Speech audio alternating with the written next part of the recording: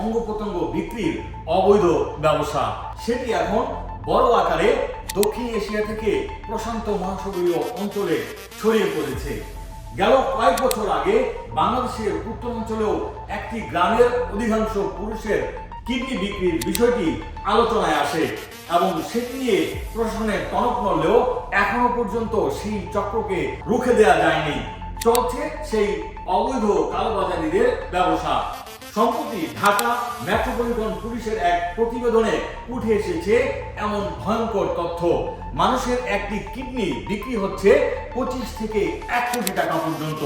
স্বাভাবিকভাবে বোঝা যায়, যদি একটি অঙ্গই শুধু 25 লাখ থেকে 1 কোটি টাকা পর্যন্ত বিক্রি হয়, তাহলে অন্যান্য অঙ্গ প্রত্যঙ্গের দামই বা কত, এবং সেগুলো কিভাবেই বা বিক্রি হচ্ছে পুরো দক্ষিণ এশিয়া থেকে প্রশান্ত মহাসাগরীয় অঞ্চলে।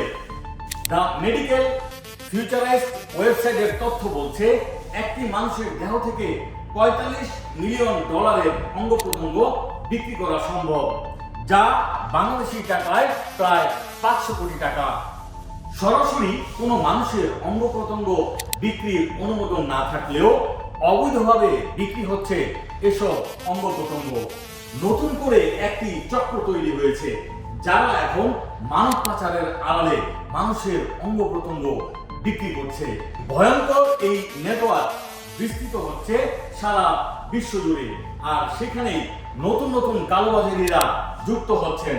ভয়ঙ্কর এই চিত্র রুখে দেওয়া কতটা সম্ভব, সেটি নিয়ে কাজ করছে বিশ্বের বিভিন্ন দেশের আইন শৃঙ্খলা রক্ষাকারী বাহিনী।